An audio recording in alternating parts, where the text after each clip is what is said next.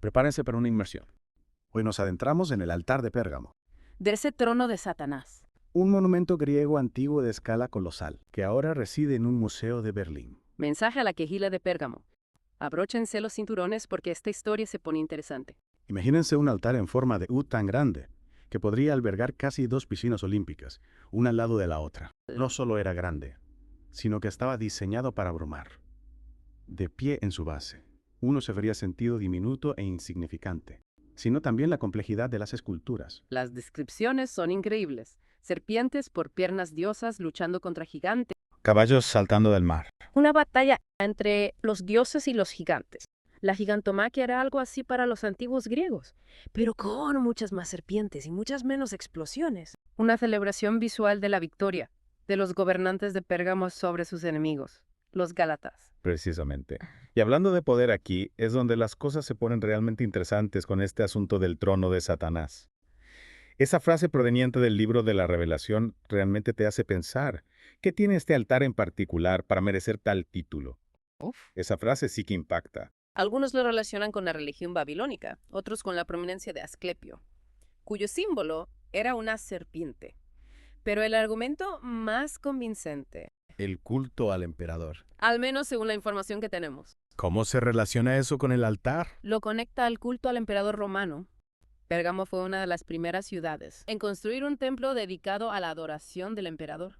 También se convertía en un símbolo del culto imperial y por lo tanto en una amenaza para los cristianos. Esto representaba una grave amenaza, ya que se negaban a adorar a cualquier figura que no fuera su dios. Exactamente. Y esta conexión con el poder y la idolatría se vuelve escalofriantemente relevante cuando consideramos el siglo XX. ¿Te has preguntado cómo este colosal monumento terminó en un museo de Berlín? ¿Cómo fue que el altar de Pérgamo llegó a Alemania? El altar de Pérgamo fue redescubierto en el siglo XIX por el arqueólogo alemán Karl Humann. Imagínate el trabajo titánico de transportar estas piezas masivas hasta Berlín. El altar llegó a Alemania en 1871, el mismo año en que se unificó el país. Marcó el comienzo del ascenso del nazismo, es decir, que la llegada del altar a Berlín coincide con dos momentos claves en la historia alemana: la unificación y el surgimiento del movimiento que llevaría al país a la Segunda Guerra Mundial.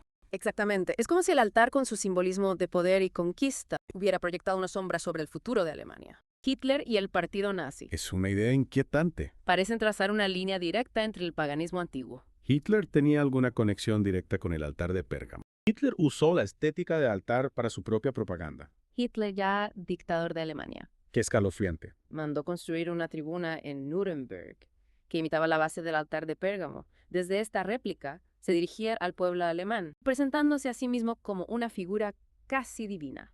Y aún hay más. Señalan una conexión lingüística entre costas, altar en griego, y holocausto, la palabra que define la máxima expresión del horror nazi. Eso es realmente perturbador. Es como si el altar, con todo su simbolismo de poder y sacrificio, estuviera prefigurando uno de los capítulos más oscuros de la historia humana. Y la conexión con las ovejas, Y la conexión con las ovejas. animales que se usaban en los sacrificios antiguos. Añade otra capa a este paralelismo. Las ovejas, símbolo de inocencia y vulnerabilidad, Sí. son víctimas tanto en los sacrificios paganos como en el holocausto. Pero el altar no solo era un símbolo de poder y sacrificio, también tenía un lado más personal, ¿verdad? Me refiero al friso que representa la vida de Telefos. Exacto.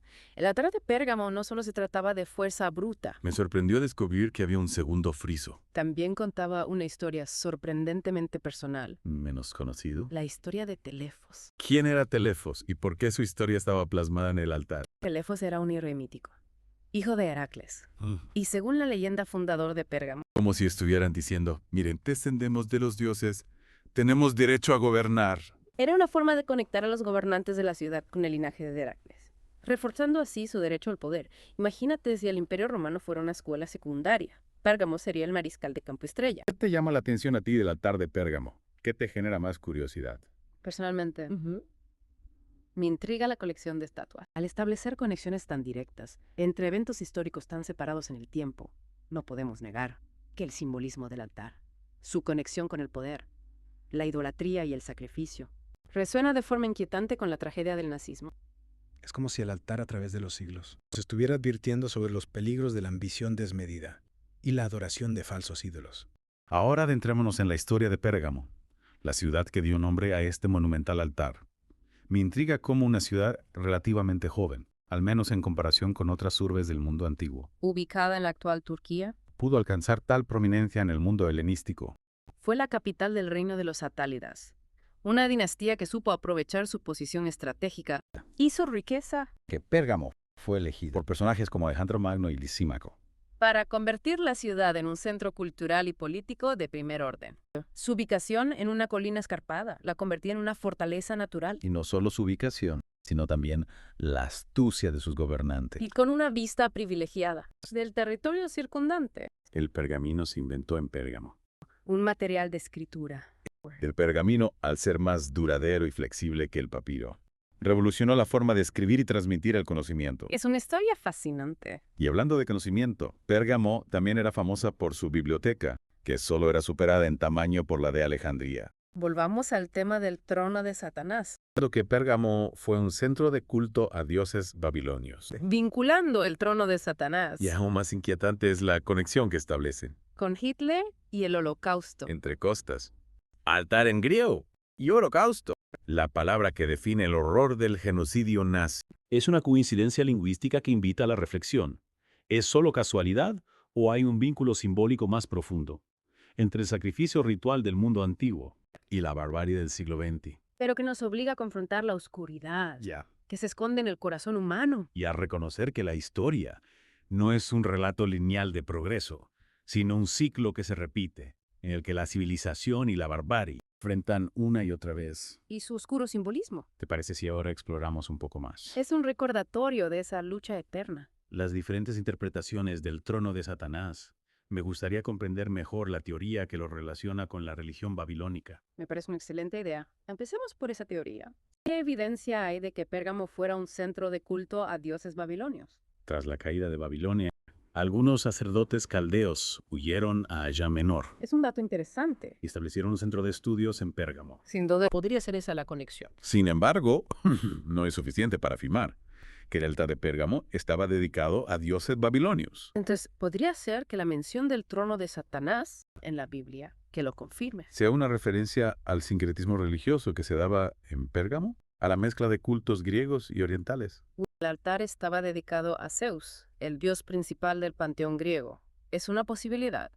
Recordemos que Pérgamo era una ciudad cosmopolita, Eso nos lleva de nuevo a la teoría que conecta el trono de Satanás un crisol de culturas, con el culto al emperador romano. donde convivían griegos, romanos, persas. Para los cristianos, adorar al emperador era una forma de idolatría.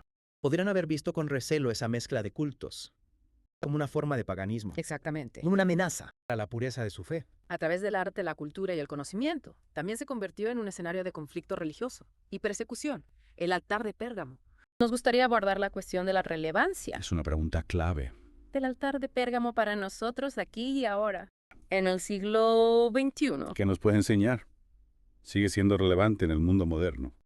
Los gobernantes de Pérgamo utilizaron el arte y la arquitectura para glorificar su poder, legitimar su dinastía Es como si estuvieran diciendo, y enviar un mensaje claro a sus enemigos. somos poderosos, somos justos, y nuestros dioses nos respaldan. La gigantomaquia, con su representación de la victoria de los dioses sobre los gigantes, no era solo una escena mitológica, sino una declaración política que exaltaba la fuerza y la justicia del reino de Pérgamo. Precisamente. Sí. Y esa táctica de utilizar el arte para fines políticos no es exclusiva del mundo antiguo. A lo largo de la historia, líderes y gobiernos han recurrido a la arquitectura, a la escultura, a la pintura. Es increíble cómo algo tan aparentemente inofensivo como el arte puede ser utilizado con fines tan manipuladores. E incluso la música para moldear la opinión pública, promover ideologías y consolidar su poder. Desde los faraones egipcios hasta los regímenes totalitarios del siglo XX. Todos esos ejemplos tienen en común la intención de impresionar y de transmitir un mensaje de poder. El arte ha sido utilizado como una herramienta de control social y manipulación política. Pensemos en los imponentes monumentos del antiguo Egipto o en la arquitectura monumental del régimen nazi. Exactamente. Y el altar de Pérgamo en ese sentido nos invita a ser conscientes del poder de las imágenes, a cuestionar los mensajes que nos transmiten y a no dejarnos manipular por la propaganda. Es una lección muy importante para el mundo actual, donde estamos constantemente bombardeados con imágenes y mensajes a través de los medios de comunicación Debemos desarrollar un pensamiento crítico y las redes sociales. de aprender a discernir entre la información y la propaganda. Y hablando de aprender del pasado, mencionaste también la importancia de la memoria histórica. ¿Cómo se relaciona esta idea con el altar de Pérgamo? El friso de Telefos, al narrar la vida del héroe fundador de la ciudad, nos recuerda la importancia de conocer nuestro pasado. Y esa conexión con el pasado es fundamental para entender quiénes somos. La memoria histórica nos da una perspectiva más amplia. ¿Y hacia dónde vamos? Nos ayuda a comprender los procesos ¿Verdad? y nos permite aprender de los errores de nuestros antepasados. No podemos permitirnos olvidar el horror del Holocausto. Entre el altar y el holocausto, Ninguna otra forma de violencia y opresión por más polémica que sea, que haya ocurrido a lo largo de la historia. nos obliga a confrontar las partes más oscuras de nuestra historia. Identificar los patrones que conducen a la violencia y la opresión y actuar para romper esos ciclos destructivos. El altar de Pérgamo en ese sentido nos recuerda que el pasado no está muerto. Y por último, pero no menos importante, el altar de Pérgamo nos invita a reflexionar sobre la naturaleza humana. Las escenas de la gigantomaquia, con su violencia desatada, nos muestran la capacidad humana para la crueldad. Ha sido un viaje fascinante a través del tiempo, el arte y la historia. Un viaje que nos ha llevado desde la antigua ciudad de Pérgamo hasta el corazón de la Alemania nazi.